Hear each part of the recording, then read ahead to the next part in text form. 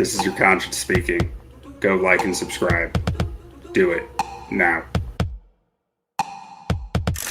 Probably the best coach team, the most boring team.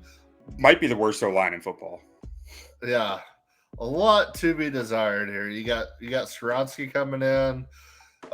You let Taylor Might be the worst wide receiver room in football. Yeah, it's Mike Vrabel, so I just don't know. Yeah, you cut Taylor Lewan, who had ACL, bad season, another ACL after signing the highest contract in O-line history. So it's like, obviously you couldn't keep him there, but it would still be nice to have a Taylor Lewan there at left tackle.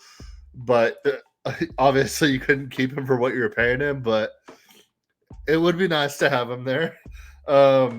Ryan Tannehill. You'd really like him right now. Like, I mean, Andre Dillard hasn't started a game in over a year, and he's only played 58 snaps for the Eagles last year, and he only played like 300-something snaps the year before that. Yeah. The year before that, he didn't play any. Like, I mean, there's some promising stuff there with Dillard, but like, there's a lot more question marks than answers. Yeah. And then Petit Frere really struggled last year. I mean, I didn't watch his tape, so I can't sit here and say that it's not salvageable, but the numbers look rough. I'd have to talk to someone who actually watched that much of the Titans to get a better idea, though. Yeah. And then you look at Tannehill, who's, since he's came to Tennessee, it's been like, oh, he's been really good. But if they had like a really, really good quarterback, they would be so good. And then Derrick Henry, who's flirting with the door. Oh, so Derrick Henry, last 2 years, I mean, 2021's kind of not fair because that's when he tore his ACL. But like, his metrics running the football across the board have been trending the wrong way the last 2 years. And his numbers as a pass catcher have improved. I have a theory on this, that he's still forcing missed tackles at a pretty high rate, but he's not capitalizing on them the same. He doesn't have that same explosion out of missed tackles and broken tackles that he used to break it long. He's getting brought down quicker, which is just, probably getting a little older, but he's become more effective as a pass catcher in more space. When he has more space to work with, he doesn't need to be so quick twitch. Getting Tajay Spears, they need to split these carries between the two to make sure Derrick Henry is still like Tajay Spears all the way there. If you're drafting in a dynasty league and you can get Tajay Spears in like the 7th or 8th round, like, I think that's huge value, because I wouldn't be surprised if Derrick Henry's out the door midway through the season if he's not out the door before the season starts. And then Chris Rain says, glad Rodgers didn't end up with the Titans. How long before Tannehill is benched and Levis is in? I don't think Levis is much better than Tannehill. I'm not big on Levis. I've never been big on Levis. I don't think he's good. He wasn't good in college. He's not Anthony Richardson. And everything that people knock Anthony Richardson for is what Will Levis is. But Anthony Richardson was better than Will Levis in college. And Will Levis had arguably better coaching and a better team around him in college. At least two seasons ago. Last year, I don't know. It was pretty rough on both ends. Nobody did less with more in college than Will Levis. And it's just one of those things where he's just not good. I mean, if I'm being honest, I'm still, if I'm Tennessee's OC, I'm still in the back of my mind trying to think of a way that I can get Malik Willis into this offense with Derrick Henry. Yeah. I mean, maybe. I know he didn't look good last year, but like, if you can harness that running ability next to Derrick Henry, Henry's stats are going down, but they're still above average in multiple ways. Like, there's a real chance that you can squeeze a little extra juice out with that. I mean, you said Kevin Byard, he's good. You got a good defensive line, that's all good. But I mean, when I'm looking at this, D-line might be the best in football. Like, it's like the interior is deep and talented. Yeah. But when I'm looking at this team, I don't like to take over unders, but the bet that I might like most and is probably under 7.5 wins. I mean, if if we think that Anthony Richardson is going to be as good as he is, and we think that, or I think CJ Stroud is going to be as good as he is, you look at the division, they're the worst team in the division. And then you look at their out of division. New Orleans is a hard team to play, especially going to New Orleans week 1. And then you have the Chargers, you have Cleveland, you have Cincinnati, and then you go to England. Like, I think they could be winless going into the bye. I mean, they might be. I mean, they won't be because it's Mike Vrabel, and they'll beat someone they shouldn't. Yeah, like they beat someone they have no business. It's Mike Vrabel in the NFL, but that they might be 1-5 going into the bye, and their only win is Cincinnati. Like, So, I got a fact here that I came across while doing research for this. That Aaron Brewer, their center, played guard last year, moving to center this year, and it makes sense that he's moving to center. This guy's listed at 274 pounds.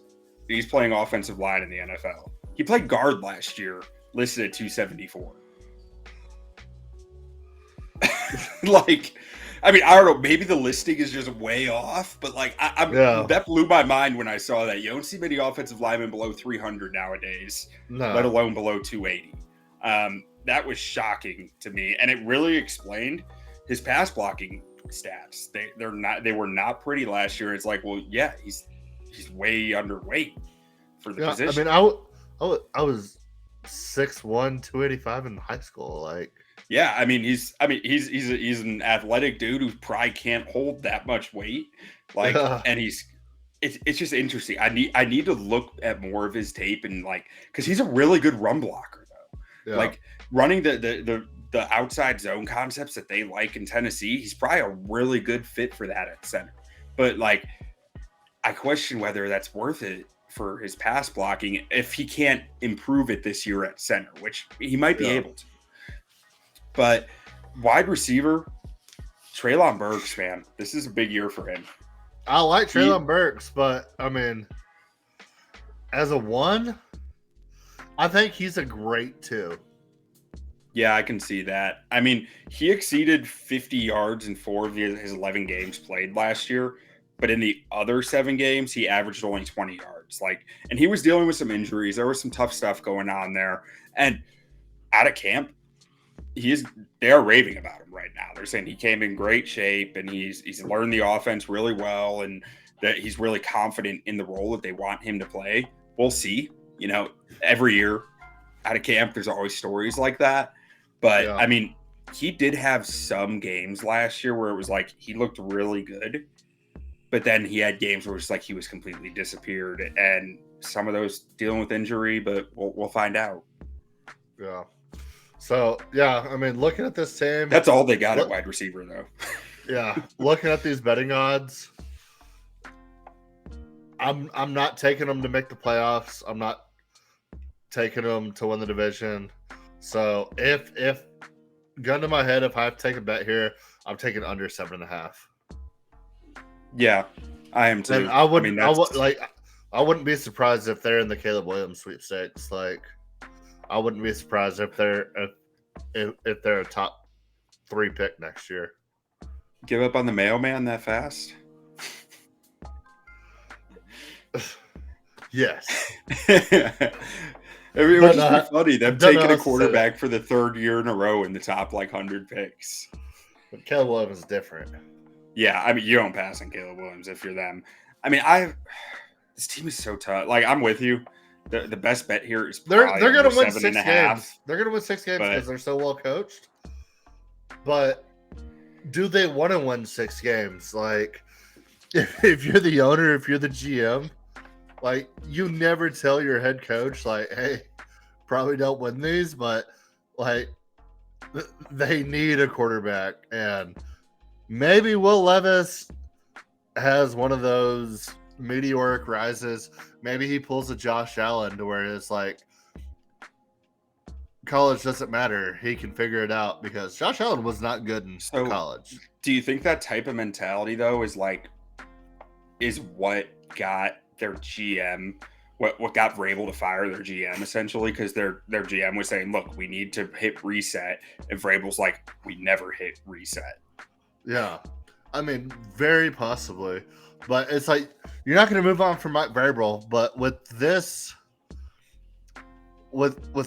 team, Mike Vrabel's good enough for 4 to 6 wins a year. And it's like, where does that get us? Where does that get I know, us? but like, I mean, the GM got fired mid-year last year. Like, and I wonder how much of that conversation was, we got to hit reset, and then we're going to go get Caleb Williams. And Vrabel's like, I can't live with that. Yeah, but then at the same time, it's like, well, do you fire one of the best coaches in football because you don't want to be stuck in purgatory? Because as long as Mike Vrabel's here, if you don't find a quarterback, he's good enough to keep you out of the top 5 and winning with less year in, year out. Like, yeah, I mean, if I were them, like going into the draft this year, I wouldn't have taken Levis, and I would have, before they signed Simmons to that contract, I would have traded him for picks and been like, we're all in on Caleb Williams. That would have been the strategy. Absolutely. Why not or just trade Vrabel? Yeah, that too. Why not? But like, because Vrabel ain't gonna stand there and let me trade Simmons. So yeah, because Simmons is one of the best D linemen. He's like, there's Aaron Donald and there's like a few other guys. Jeffery Simmons is one of those few other guys on that tier. Yeah, imagine trading Vrabel to like the Chargers. Ooh. Oh, that gets spicy.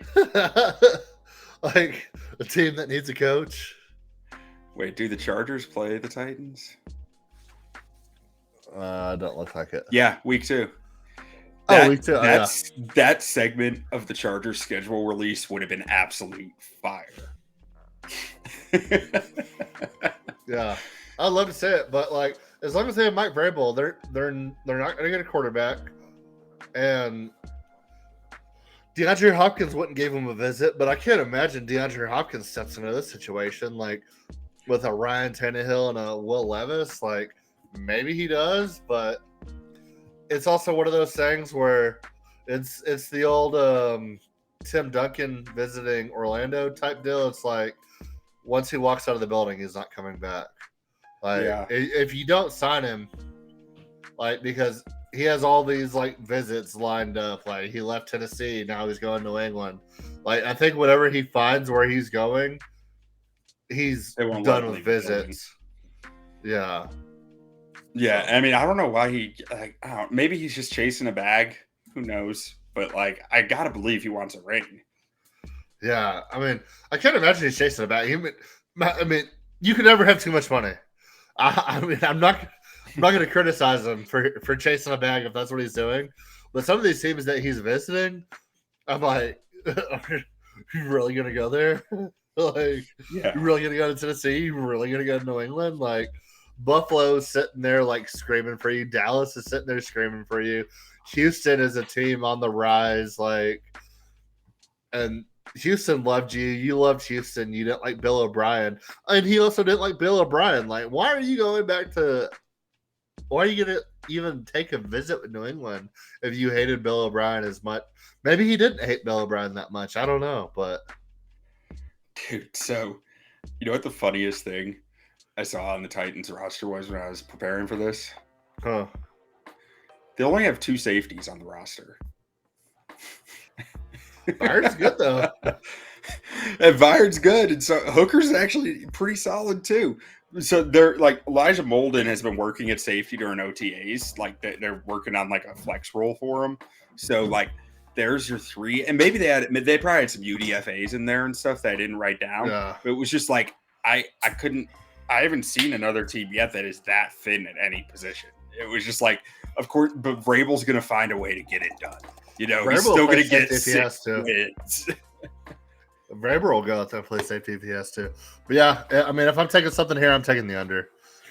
Yeah, likewise. So I didn't prepare the final segment that we did last week because I figured we ran almost 2 hours last week. We probably didn't have time for it again. Doing it again. As much fun as it was. But so that's pretty much all. Oh, I got one more thing to say on the Titans. There is nothing in Ryan Tannehill's stats that points to his arm being shot. He was still hitting same accuracy downfield as he But always it's still Ryan has. Tannehill. Oh, he's still Ryan Tannehill. But like for anyone who wants to argue that he might be shot, the arm is still there according to all the stats I could find. Because I was looking for it. His arm. Yeah. Hey, he's always had a cannon. There's no question about that. I mean, it's not Pat Mahomes or Josh Allen, but like he's always had a good arm strength. Yeah. Well, we'll leave it at that. Tannehill ain't shot. Still better than Levis.